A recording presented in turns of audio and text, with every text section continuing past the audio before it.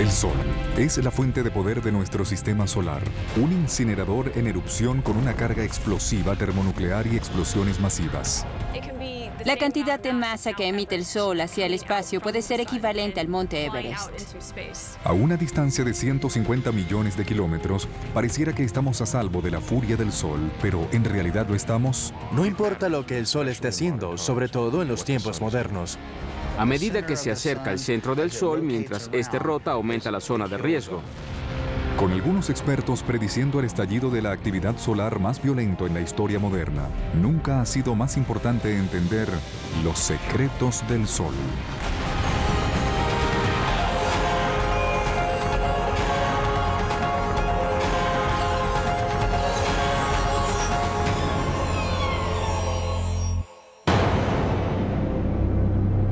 Existen miles de millones de estrellas en el universo, pero solo una domina nuestro vecindario cósmico: el Sol.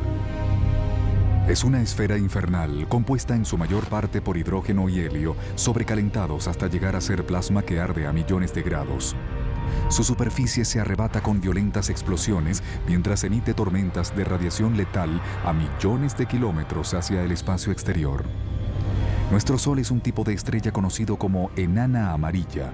Amarilla por el color de su superficie y enana porque es pequeña para ser una estrella. Sin embargo, el tamaño es relativo, ya que en todo su volumen podrían caber 1 millón de planetas Tierra. En nuestro sistema solar no hay una estrella más grande que el Sol. En un perímetro de millones de kilómetros es un enorme éxito celeste. El Sol es bastante grande, domina todo nuestro sistema solar.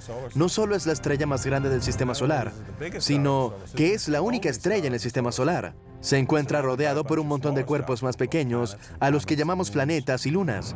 Pero el Sol es nuestra estrella.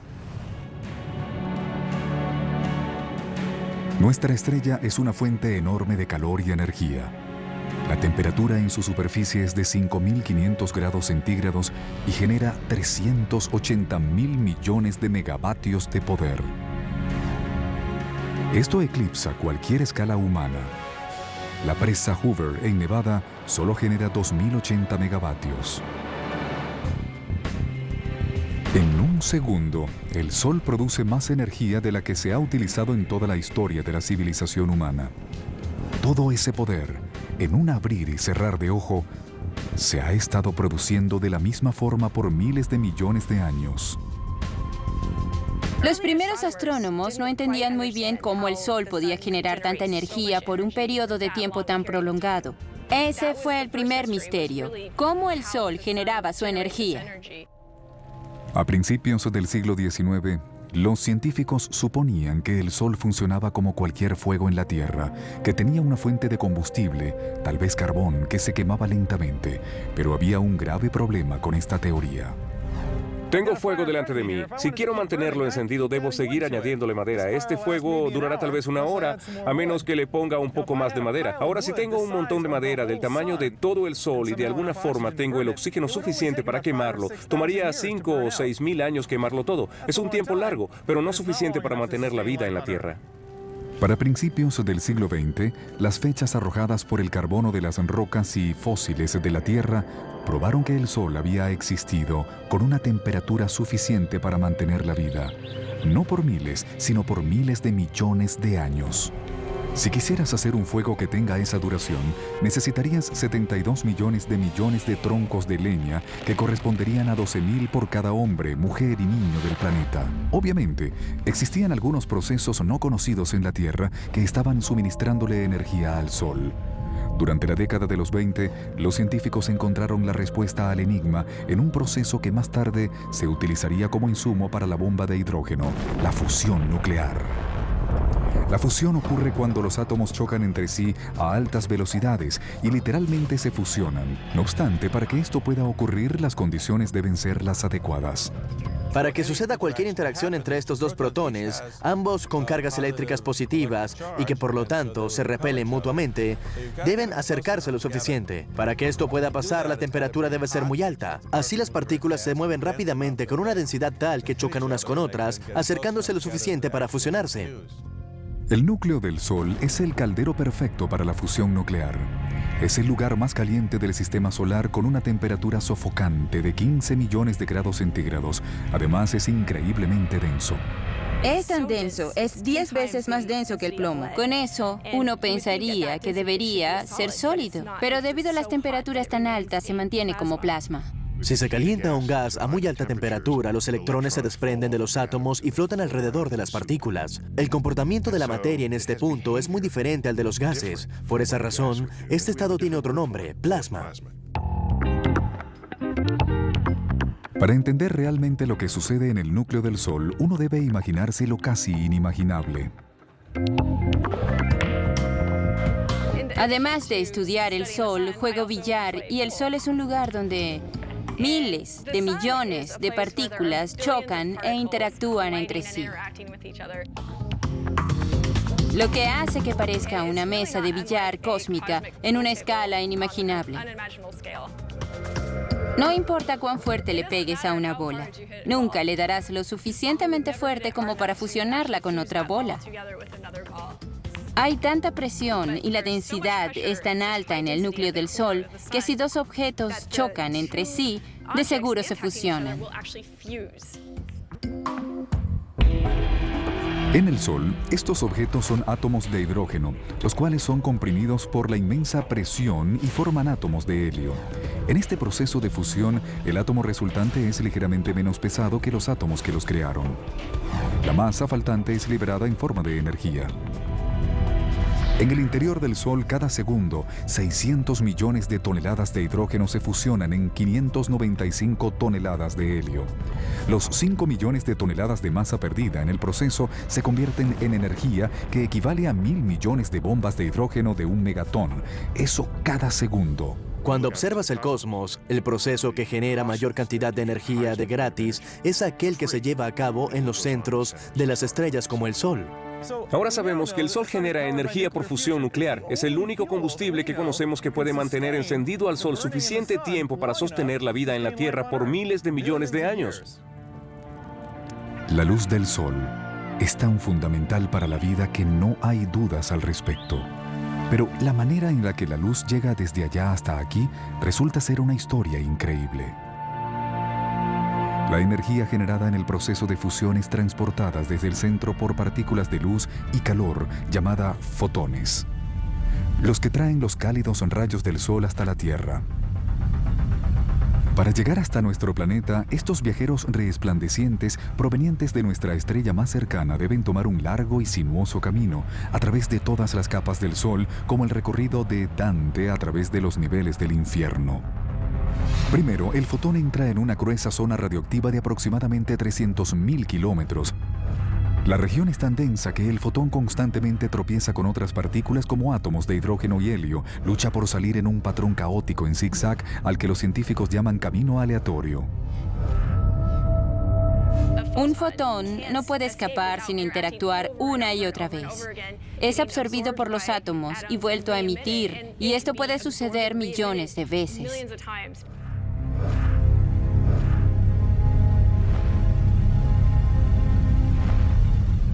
La densidad disminuye a medida que se acerca a la superficie, lo que facilita la salida y disminuye la cantidad de colisiones e interacciones. Cuando finalmente alcanza aproximadamente 210.000 kilómetros de distancia de la superficie, el fotón entra en la zona conductora, donde el paso es mucho más rápido. Es trasladado hacia arriba por una especie de impulso de ebullición a través de enormes columnas de gas a cientos de kilómetros por hora. Solo le toma 10 días emerger de la superficie solar. Este increíble viaje casi termina una vez que el fotón se eleva a través de los ligeros gases de la atmósfera solar. Desde allí, solo toma 8 minutos para que viaje 150 millones de kilómetros por el espacio y llegue a nuestro planeta. Increíblemente, para el momento en el que la luz solar llega a nuestro planeta Tierra, ya lleva existiendo cientos de miles de años, tal vez millones de años.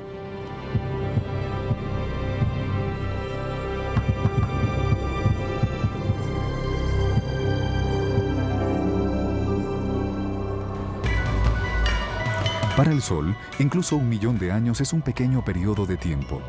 El disco simple y perfecto que se observa en el atardecer revela la larga y violenta historia de nuestra estrella. Es una bola de fuego engendrada hace miles de millones de años en una enorme explosión conocida como una supernova. Luego de la explosión titánica en la cual explotó una estrella mucho más grande que el Sol, se formó una gran nube de gas, mucho más grande que nuestro sistema solar, en la que pequeños cúmulos de materia gradualmente se agruparon. Hace aproximadamente 5.000 millones de años, 10.000 millones de años luego del Big Bang, evento que los científicos consideran como el inicio de nuestro universo, esta nube empezó a colapsar por el efecto de la gravedad. Probablemente nuestro sistema solar se erigió de un cúmulo de gas cuya fuerza de gravedad lo fue uniendo y gradualmente fue girando a medida que se iba compactando, como un patinador que encoge sus brazos al hacer un giro. Y esto prosiguió hasta que la estrella y los diversos planetas se agruparon a su alrededor, y cuando la estrella alcanzó la suficiente densidad, comenzó a fusionarse y empezó a brillar.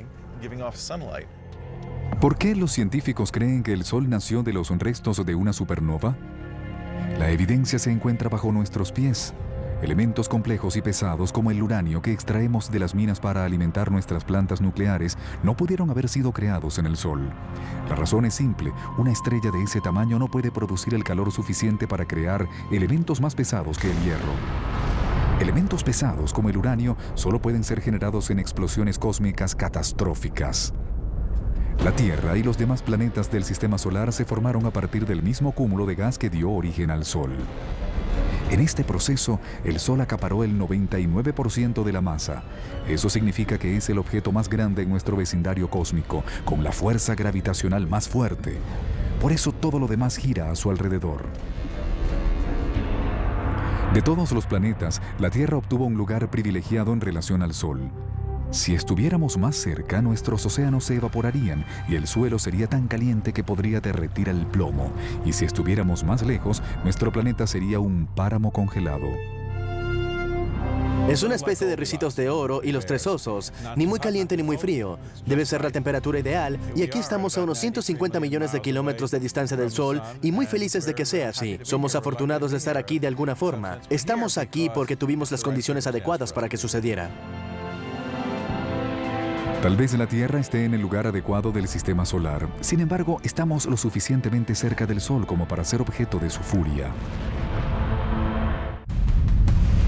Miles de gigantescas explosiones sacuden a nuestro Sol cada año.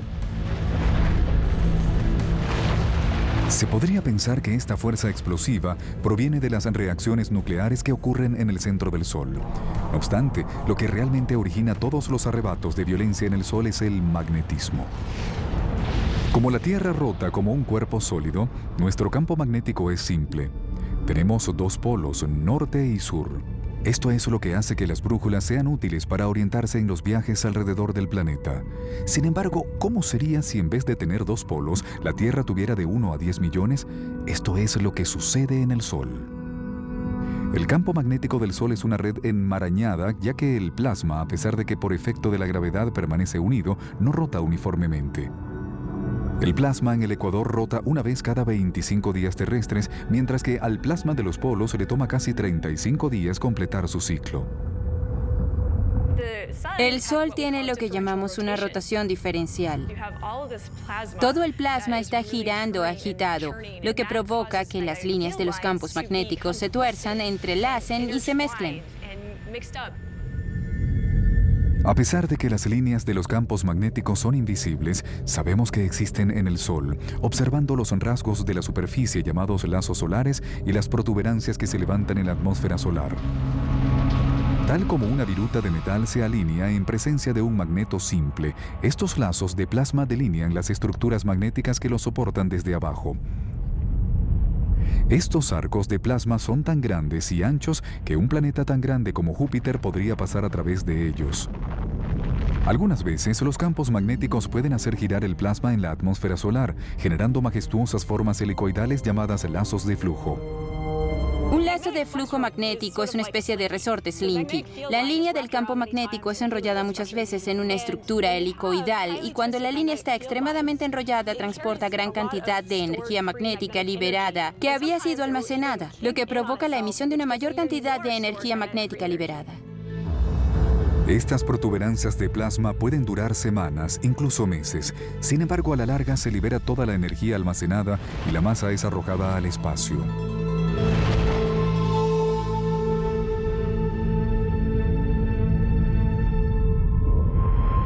En los sitios donde el campo magnético del Sol es más retorcido y complejo, el calor proveniente de las capas inferiores es encapsulado y el material es enfriado, alcanzando temperaturas aproximadas de 540 grados centígrados. Como resultado se obtienen manchas relativamente oscuras en la superficie solar, que son conocidas como manchas solares. Las manchas solares son oscuras en relación al material brillante que las rodea. Si se pudieran aislar de alguna forma y suspenderlas en el espacio, brillarían 10 veces más que la luna llena. Estas manchas, aparentemente pequeñas, son cráteres de plasma del tamaño de toda la Tierra. Galileo fue uno de los primeros científicos modernos en observar las manchas solares. Usando un telescopio, proyectó una imagen del Sol en un papel y lo calcó. Se dio cuenta que las manchas se movían a lo largo de la estrella, lo cual fue el primer indicio del movimiento rotatorio del Sol. El Sol no solo rota, sino que las manchas solares también giran como huracanes en la superficie solar. Cuando lo hacen, las líneas de su campo magnético se vuelven extremadamente retorcidas. Las líneas retorcidas del campo magnético implican más energía, y más energía implica más potencial para erupciones enormes. Imaginemos las líneas del campo magnético como un elástico. Si lo retuerce suficiente va a almacenar toda la energía y al soltarlo la libera. Si tomas un elástico sin retorcer no va a volar.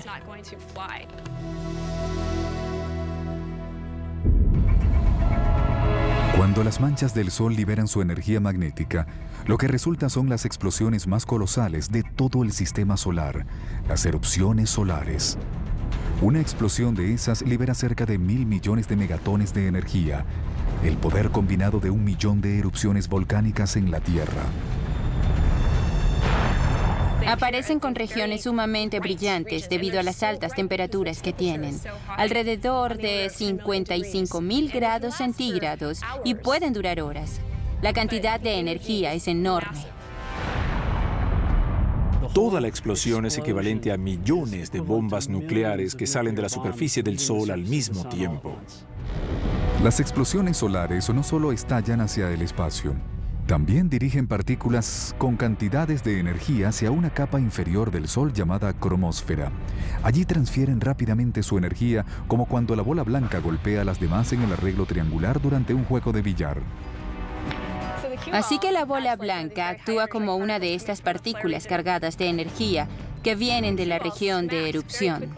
La bola golpea rápidamente las 8 bolas del arreglo. Una vez que impacta la primera bola, la energía se transfiere a las demás que tiene atrás, lo que ocasiona que éstas se muevan. Si una erupción grande emite suficientes partículas cargadas de energía al mismo tiempo, se originan una serie de eventos insólitos. Este es el inicio de un terremoto solar. En 1998 hubo una erupción solar en la corona tan fuerte que el material originado en el lugar de la erupción que se dirigió hacia la superficie ocasionó ondas en la superficie que se expandieron desde allí. A pesar de que parecían gotas en un estanque, en realidad eran olas de 3 kilómetros de alto viajando a una velocidad máxima de 400.000 kilómetros por hora. Si hubiésemos medido el terremoto solar de 1998, hubiese registrado una medida de 11.3 en la escala de Richter, más de 1 millón de veces más fuerte que el terremoto que sacudió a San Francisco en 1989. Para lograr agitar de esa forma la superficie solar, la erupción tuvo que liberar una cantidad colosal de energía. Resulta ser que es casi la misma cantidad de energía que se liberaría si se cubre toda la superficie terrestre con una capa de dinamita de 1 metro de ancho y se detona en su totalidad al mismo tiempo. lo que significa que estas explosiones no son pequeñas. Los terremotos no son los únicos desastres naturales que tienen su equivalente en el Sol. Una erupción también puede desencadenar un tsunami solar con olas de plasma en la atmósfera solar moviéndose a más de 1 millón de kilómetros por hora, propagándose por toda la superficie solar en cuestión de horas.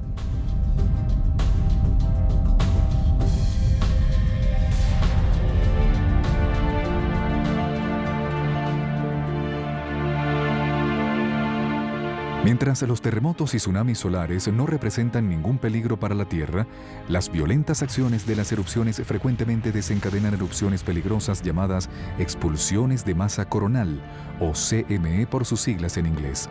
En una CME, la energía generada por la erupción arroja una burbuja de plasma radioactiva y cargada de energía fuera de la atmósfera solar.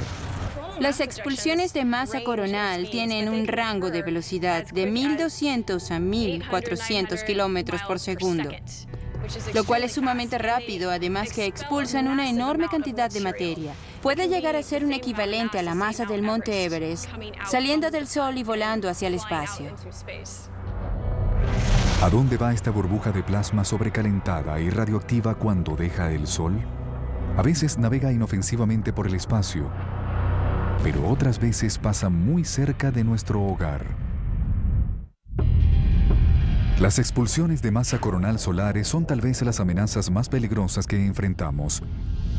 También se les conoce como tormentas solares y arrojan gran cantidad de partículas sobrecargadas a unos 150 millones de kilómetros de distancia en el espacio.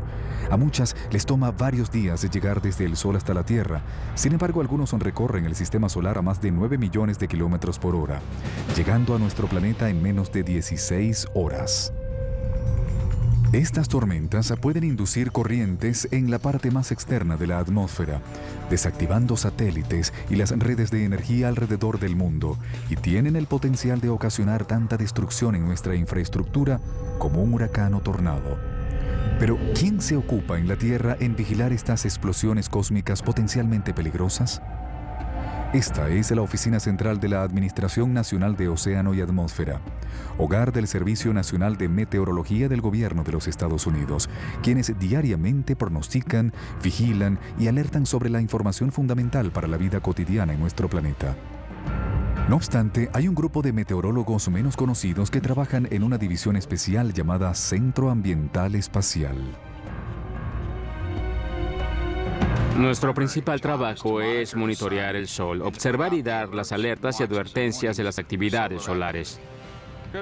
Buenos días, bienvenidos a nuestra reunión de resumen de las 8:10. Tenemos una erupción tipo C desde el extremo este.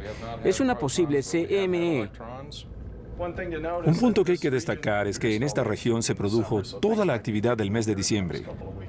Estos meteorólogos espaciales están muy pendientes de las tormentas solares que puedan trastornar la vida en la Tierra. Las nubes de tormentas solares están formadas por partículas cargadas, por lo que inicialmente se desvían alrededor del planeta debido a nuestro campo magnético, de la misma forma como las olas se rompen al chocar con la proa de un bote. Resulta ser que este efecto es muy importante porque si impactara directamente la capa externa de la atmósfera, separaría pequeñas partes de estas que irían al espacio. Una de las razones por las que Marte no tiene atmósfera es que no tiene un campo magnético interno fuerte y gradualmente, durante millones o quizás miles de millones de años, fue deshecha por la influencia de los vientos solares.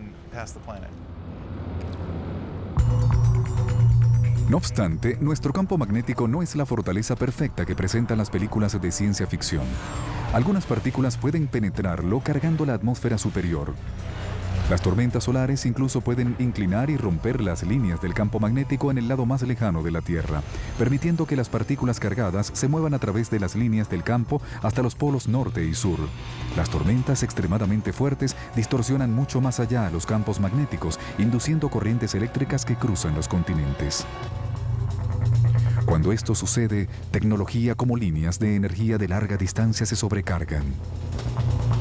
Estos pueden causarle daños a los transformadores al final de la línea. De hecho, en 1989 la mayor parte de la provincia canadiense de Quebec quedó a oscuras porque un transformador se dañó por un evento solar. Si una tormenta como esta afecta a nuestros sistemas de comunicación, las compañías de energía y todos los otros servicios de los que dependemos, puede ocurrir todo tipo de caos. Si los operadores de energía tienen tiempo de reaccionar, pueden reducir la corriente que es enviada por las líneas y evitar un desastre. Los operadores de satélite también pueden prepararse para un ataque violento con la advertencia adecuada. Cuando una gran tormenta espacial se avecina, pueden suspender los satélites para que la tormenta no les ocasione un cortocircuito eléctrico o los deje fuera de servicio. De esta manera, mientras más temprano se den las alertas, mejores serán las respuestas.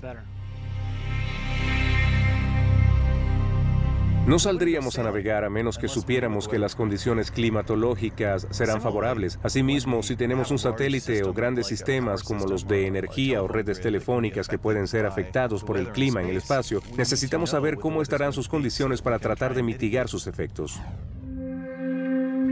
Las tormentas solares también pueden interrumpir las comunicaciones de radio de alta frecuencia utilizadas por los aviones. En la década de los 80, el avión presidencial llevaba al presidente Reagan hacia China cuando una tormenta solar los atacó. Todas las comunicaciones se perdieron por varias horas, afectando intensamente a la cabeza del gobierno de los Estados Unidos. La urgencia es igual que con nuestro clima en la Tierra. Cuando hay una amenaza de tornados, sabemos lo importante que es avisarle al público en general y que la gente sepa lo que está pasando. Ocurre lo mismo con el clima espacial. Los usuarios de esta información necesitan conocerla. Hace pocas horas presenciamos una expulsión de masa coronal. Queremos saber hacia dónde se dirige la ráfaga para entonces medirla y calcular cuánto tardará en alcanzar la Tierra. Estamos viendo una enorme explosión de materia que está saliendo. Si observan esta pequeña imagen, vemos el Sol que está cubierto y la masa que está saliendo expulsada al espacio. Es enorme, realmente enorme.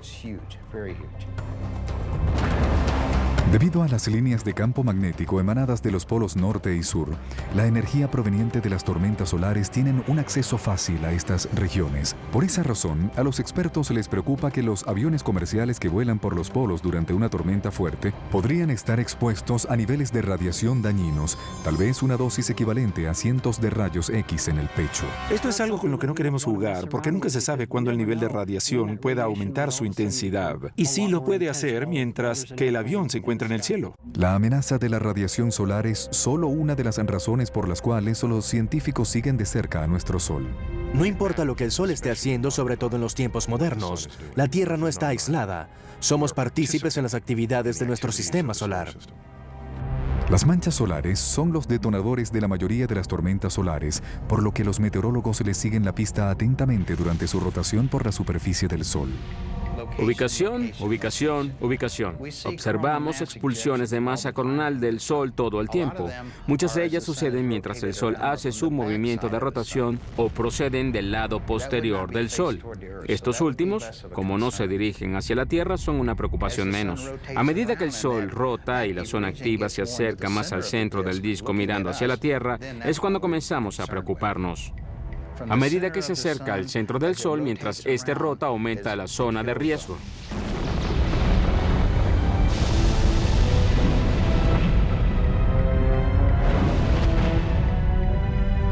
A medida que la mancha rota alrededor del Sol y se queda mirando de frente a la Tierra, es cuando la tormenta del Sol representa un peligro mayor para nosotros. Si se desata una tormenta en esta posición, puede apuntar directamente a la Tierra.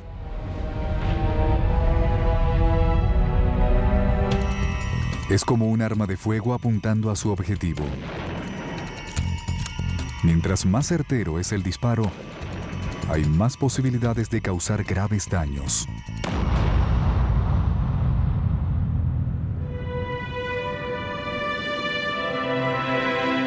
Un gran peligro siempre está acompañado por una belleza impresionante. Las tormentas solares generan un majestuoso espectáculo de luces estelares, una cortina brillante de colores llamada aurora.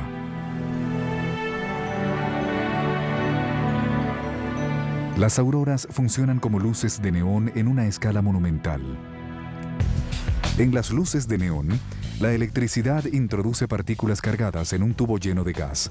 En el gas, las partículas se excitan y comienzan a brillar. Si el tubo solo contiene neón en su interior, el resplandor es rojo. Al agregar otros gases como argón, se puede obtener todo un rango de colores. Las luces de neón son impulsadas por el campo eléctrico dentro del tubo, mientras que las auroras son generadas por la energía y campo magnético del Sol. Mientras que las partículas energéticas en una tormenta solar fluyen por el campo magnético de la Tierra hacia los polos, causan excitación en los elementos de nuestra atmósfera, provocando que estos brillen.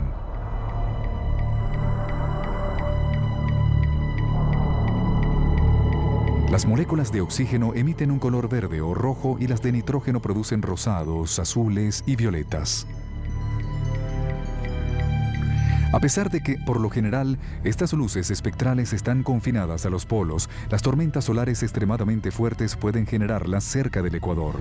En 1859, una tormenta geomagnética encendida por una enorme erupción solar creó auroras tan cerca de la línea ecuatorial como Roma.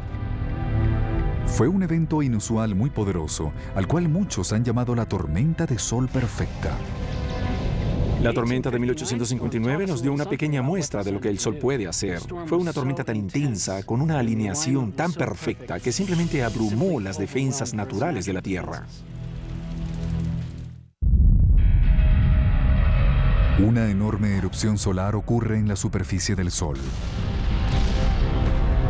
En menos de un día y a 150 millones de kilómetros de distancia, el cableado de comunicación alrededor de todo el planeta comienza a chispear.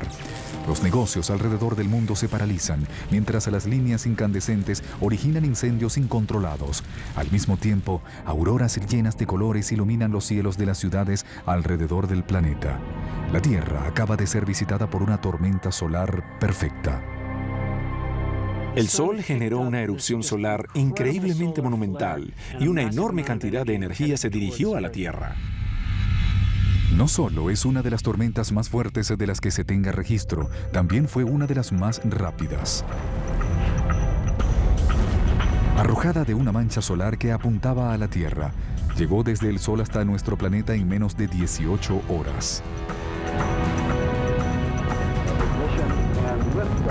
En estos momentos, a un cohete muy rápido le toma años llegar al Sol. Esta tormenta, esta nube de partículas electrificadas, se las arregló para llegar aquí en menos de un día.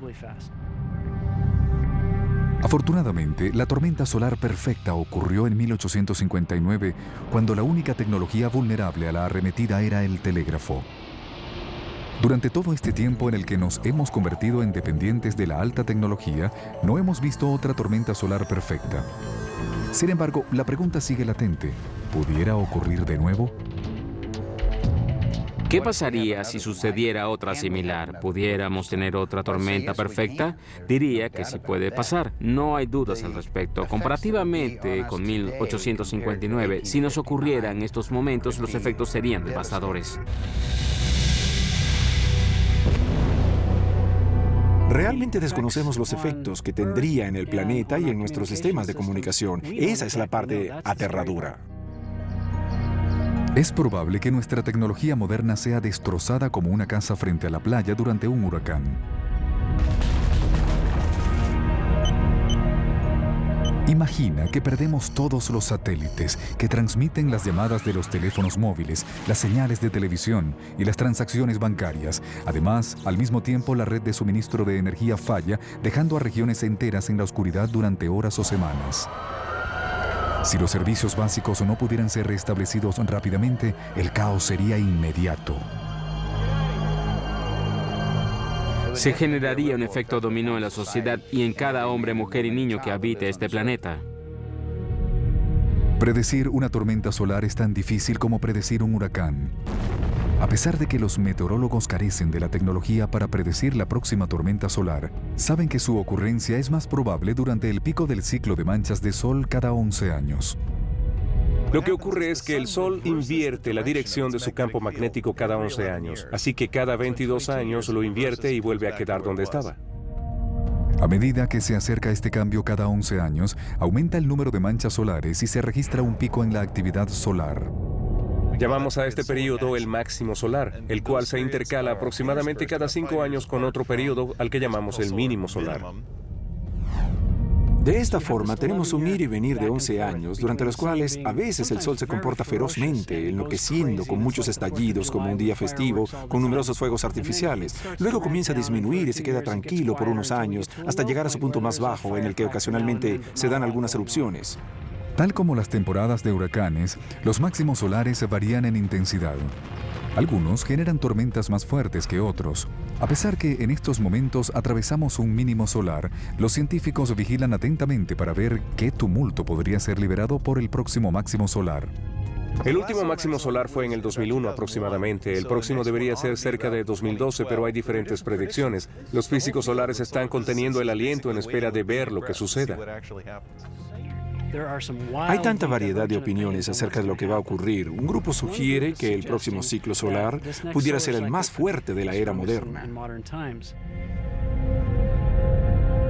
Si estas predicciones son correctas, la Tierra podría pasar un periodo muy agitado.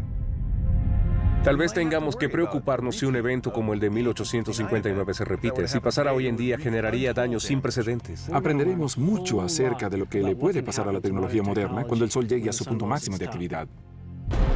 Mucha de la violencia del Sol se genera aquí, en la infernal atmósfera exterior que conocemos como corona. Durante mucho tiempo, esta región encerró uno de los mayores misterios solares, ya que a pesar de encontrarse a 800 kilómetros del núcleo, generador de calor, arde a millones de grados. Este fenómeno parece violar todas las leyes físicas. Es muy extraño. Tengo un termómetro aquí. Si lo sostengo cerca del fuego, la lectura es alta. Donde está el sensor ahora marca más de 90 grados centígrados. Ahora, si alejo un poco el sensor, la temperatura cae hasta cerca de 32 grados centígrados. Mientras más lejos estoy del centro del fuego, es más baja la temperatura. En la atmósfera, la corona del Sol, la temperatura asciende tanto como en el núcleo. Eso es como si estando mucho más atrás estuviera tan caliente como el fuego, incluso estando lejos de su centro. ¿Qué fuerza pudiera estar ocasionando el sobrecalentamiento de la corona? La respuesta puede estremecer. La infernal corona solar arde a millones de grados. Por siglos, los científicos se han desconcertado por el hecho de que algo tan lejano al núcleo del Sol pueda arder con una temperatura tan alta. Recientemente, a medida que los satélites han mejorado y ofrecen una vista más cercana a la superficie solar, las pistas comienzan a fluir. Debajo de la corona, la superficie del Sol se encuentra literalmente hirviendo. Toda la superficie del Sol está cubierta con celdas de convección. El material caliente proveniente del interior del Sol lleva calor a la superficie. Como es menos pesado que su entorno, puede subir y llegar a la superficie, donde se enfría mediante la emisión de luz para luego volver a hundirse. Cada burbuja de material que sube tiene un tamaño aproximado como el estado de Texas. Se dispersa por toda la superficie, se enfría y luego se vuelve a hundir en 5 minutos, lo que indica que es un proceso tremendamente violento que sucede literalmente en millones de lugares de toda la superficie del Sol todo el tiempo sin detenerse. Esta ebullición no es solo violenta, también es extremadamente ruidosa. El Sol es un lugar tremendamente ruidoso. Si nos pudiéramos imaginar toda la superficie del Sol cubierta de altoparlantes, transmitiendo a todo volumen el concierto de música rock más escandaloso de la historia, eso no podría compararse con el nivel de ruido que realmente tiene la superficie del Sol. La agitada superficie del Sol produce suficiente energía sonora para sobrecalentar la corona a millones de grados. Los científicos creen que la combinación de estas ondas sonoras y la energía proveniente del campo magnético del Sol es responsable de las temperaturas extremas que se registran en la corona. El único momento en que se puede observar la corona desde la Tierra es en la cúspide de una de las exhibiciones más deslumbrantes en el sistema solar, un eclipse total de Sol. Antes de que los científicos los entendieran, estos eventos solo infundían terror. Los antiguos chinos creían que un dragón devoraba al Sol. Entonces, ¿qué es lo que realmente sucede durante un eclipse de Sol? En los términos más simples, es cuando la Luna bloquea nuestra vista del Sol. Imagina que estás sentado en el cine viendo felizmente algo reflejado en la pantalla y de repente alguien de la fila de adelante se interpone y bloquea tu campo visual. Tal vez en el cine no quisieras que esa persona se atravesara. Sin embargo, cuando se trata de un eclipse, somos muy afortunados de tener a la luna y que se interponga entre el sol y nosotros. También somos muy afortunados. A pesar que la Luna es 400 veces más pequeña que el Sol, está 400 veces más cerca de nosotros. Esta coincidencia cósmica implica que los dos objetos aparentan tener el mismo tamaño en nuestro cielo, lo que permite que uno bloquee completamente al otro. Este magnífico evento cósmico solo ocurre cuando la trayectoria de la Luna intercepta la línea entre la Tierra y el Sol. La órbita de la Luna es ligeramente distinta por 5 grados. De no ser así, tendríamos un eclipse cada mes. Y estuviéramos aburridos, pero no lo estamos porque la mayoría de los meses la Luna pasa por arriba o por debajo del punto donde se encuentra la línea entre la Tierra y el Sol. Así que en vez de tenerlo cada mes, tenemos un eclipse total de Sol en alguna parte del mundo cada año y medio. A medida que la Luna se desplaza frente al Sol, proyecta una sombra en la Tierra. La parte exterior donde la sombra es más tenue se llama penumbra.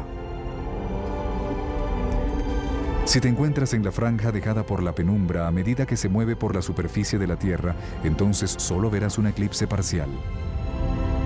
Mientras que al ubicarte en un punto dentro de la trayectoria de la sombra interior y oscura llamada umbra, presenciarás la majestuosidad de un eclipse total. Sin embargo, si no tienes la posibilidad de viajar en busca de un eclipse total, espera un tiempo suficiente en un mismo lugar, que de seguro un eclipse total ocurrirá allí una vez cada 300 años.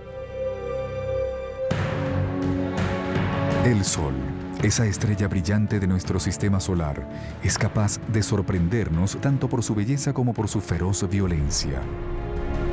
Parece imposible de creer, pero no siempre estará allí. Al final, incluso el Sol debe morir. El Sol tiene una cantidad fija de combustible en su núcleo. La fusión sucede a una tasa que se puede calcular. Digamos que tenemos la tasa de uso de combustible y sabemos la cantidad de combustible disponible. De esta forma, con un simple cálculo sabremos cuándo va a morir el Sol, lo que sucederá en aproximadamente 5.000 millones de años. Bien, desafortunadamente el Sol no morirá con una gran explosión. Es demasiado pequeño para explotar en una supernova. No obstante, las estrellas tienen un comportamiento particular. Son unas de las pocas cosas que se calientan para luego enfriarse. Al agotar su combustible de hidrógeno, nuestra estrella más cercana se enfriará y gradualmente colapsará bajo la fuerza de gravedad. La energía de este colapso calentará nuevamente el núcleo hasta alcanzar cientos de millones de grados, lo cual es suficientemente caliente para quemar el helio. Bajo el calentamiento extra por la combustión del helio, la estrella comenzará a expandirse hasta llegar a una orbe monstruosa llamada Gigante Roja. Crecerá tanto que absorberá las órbitas de Mercurio, Venus y la Tierra. No es algo que quisiera presenciar. Es mejor buscar un lugar seguro antes de que esto suceda. Es probable que la Tierra cambie ligeramente su órbita y que eso evite que el Sol la absorba. Sin embargo, con el calentamiento global, de verdad no quisiera estar ahí. Al final, las capas exteriores de nuestro Sol serán tan inestables que se separarán y dispersarán por el espacio, dejando atrás un núcleo del tamaño de la Tierra. Recuerda que la mayor parte del Sol se habrá reducido, pasando de millones de kilómetros al tamaño de la Tierra, que es un poco más de 9.000 kilómetros y medio a lo ancho.